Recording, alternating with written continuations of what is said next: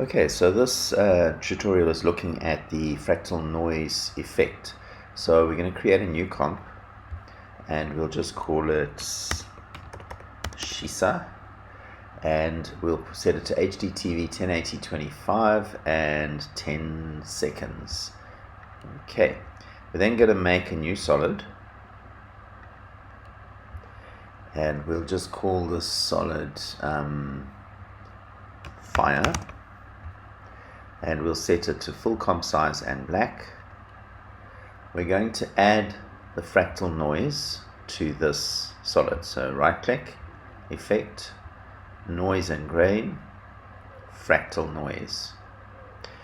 And the thing with fractal noise is that by default it just looks like sort of cloudy, kind of a random sort of fractal, but there's a lot that you can do with it. So what we're going to do is we're going to change the type up here to dynamic twist.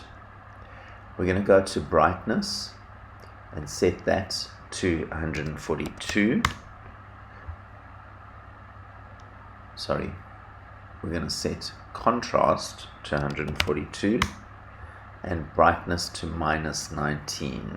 Okay, my mistake. So it's just got more contrast and more punch. Now we want to go to the transform properties, and what we want is we want this to move. So at the moment, if I drag along here, nothing's happening, there's no motion. So we need to do something with that. So in the transform area there's this offset turbulence, and what we're going to do is over 10 seconds we're going to move this pattern up. So we're going to set the value of the Y to 0, and then we're going to put the stopwatch on for offset turbulence. We're going to move the playhead to the end of the line, end of the timeline, and we're then going to set the offset turbulence Y value again to -5000. So if I play this back now, you'll see that it just continuously moves up, sort of like it's on a roller. Right, and then what we're going to do is we're going to go to the evolution property, which is here, and at 0 seconds we're going to set it to 0, which is at, and put the stopwatch on, and then go to the end of the timeline and set it to 15 full revolutions, 15. So if I play this back now, you've got this turbulence going on. Okay. So the next thing we're going to do is make this look like fire. So we're going to add the effect. So I can close up my fractal noise effect here. We're going to add effect, color correction, colorama. And one of the things that Adobe surprisingly does is a lot of the effects, when you first apply them, have like the worst settings possible. So a lot of people just apply this and they think, oh, and then they just delete it. But actually, if you dig deeper into it, this is an awesome effect. So we're going to go to output cycle, and we have some presets here. We're going to choose fire. Okay, and now suddenly we have this effect of kind of an inferno, which is exactly what I want, using fractal noise and colorama. Okay, so let me just close that up, and we're going to duplicate this solid, and then we're going to make some text. Right click, new text, and we're going to type Shatter. I want it to be quite a bold font, so something like Arial Black or Arial, and we'll just set it to simple white with no stroke. And let me just adjust the tracking back to 0. Alright, and pop that in the middle. So the next thing I'm going to do is the bottom copy of this fire effect, I want to pre-compose. So right click, pre-compose, make sure you choose move all attributes to new composition. So we're going to use that as a displacement map like we've done before in this learning unit. Then I'm going to go back to the text, right click, effect, distort, displacement map. I'm going to choose the layer fire pre-comp. I'm going to change the horizontal and vertical to luminance and set both values to 80. Okay, so now we've got this result, like the word is kind of inside the fire. Now the next thing we're going to do is change our blending mode over here to stencil alpha. Okay, so if I play this back, we have this really cool kind of fiery text effect. So next we're going to be looking at the stroke effect. So we're actually going to start this in Illustrator. If you don't have Illustrator, you'll have to watch this part.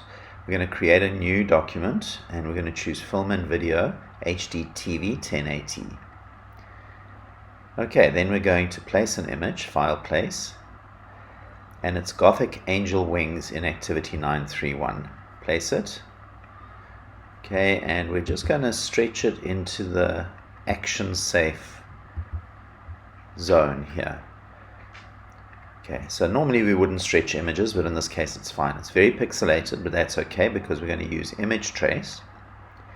And then we're going to go to image trace options, and we're going to go to the advanced section and choose ignore white. And then we're going to expand it. We're going to press D for default, which makes the fill white and the stroke black, and then / to remove the fill.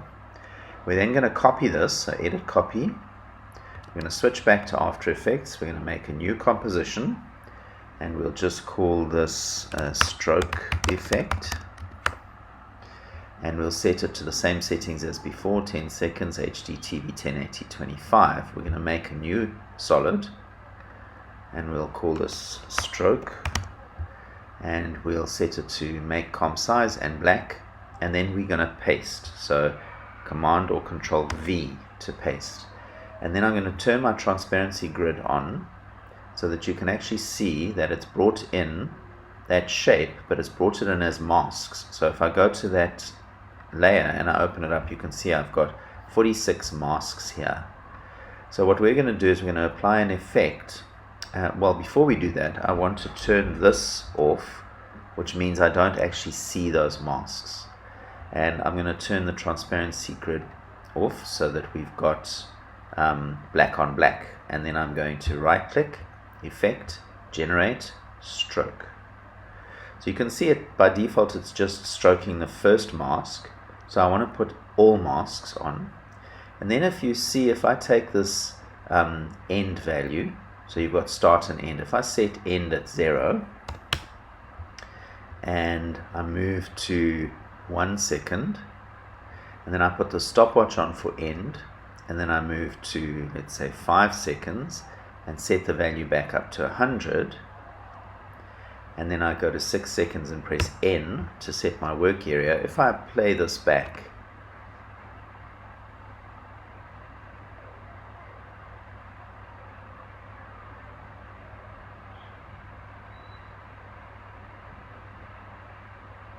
you can see that what it's doing is drawing one mask at a time. So once it's finished one, it goes on to the next one. I want it to do all of them together. So I'm going to uncheck stroke sequentially, and let's watch what that looks like.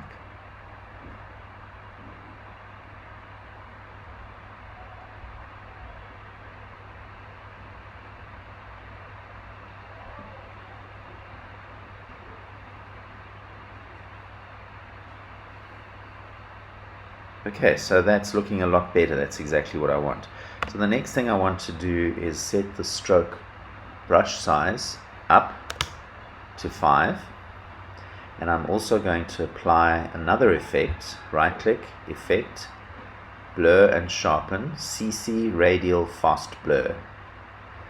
I'm going to take this little target center and I'm going to set the center in the middle of the wings up there, and then I'm going to change the amount so that I get this kind of almost like a rays of light effect. Then I'm going to duplicate this layer, so Command or Control D, and I'm going to change the blend mode to add.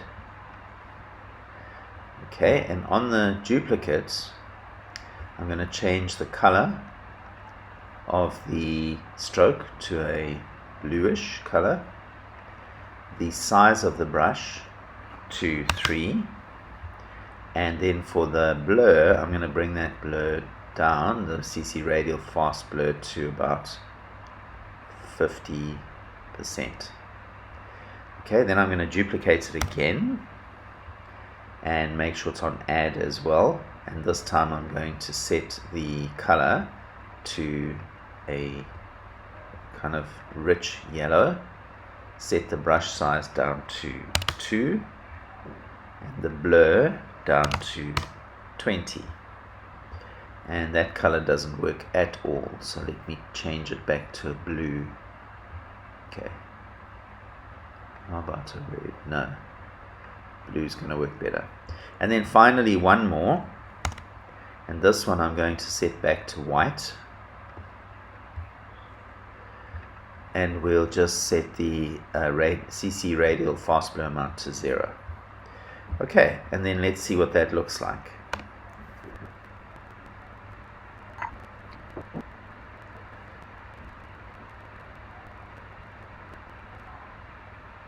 Okay, so it's kind of a nice neon sort of rays of light effect.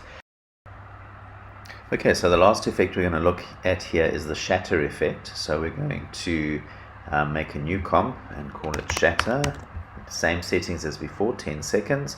We're going to import this transformer image, place it down here, right click, transform, fit to comp.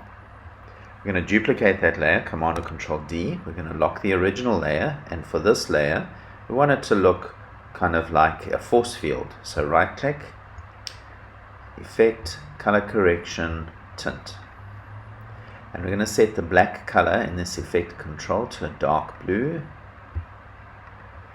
and the white to a light blue.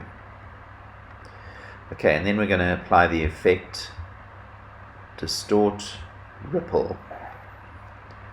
Okay, and we're going to set the radius up to 48.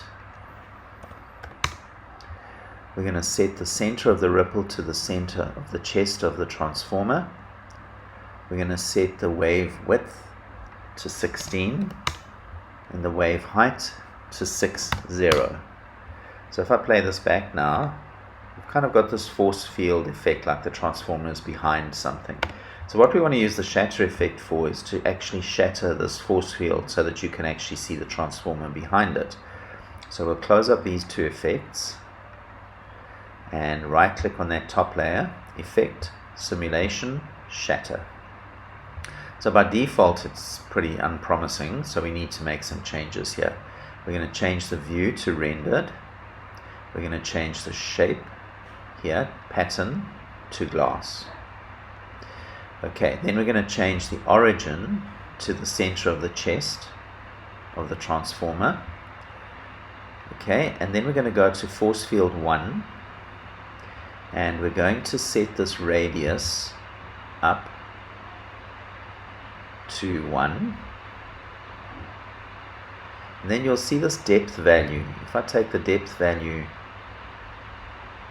down, it shatters, and up it shatters. So kind of the depth value is almost like the position of a wrecking ball going through the whole item. We also need to set the strength up. Okay. So what I want to do is at 2 seconds, I want the item to be totally okay.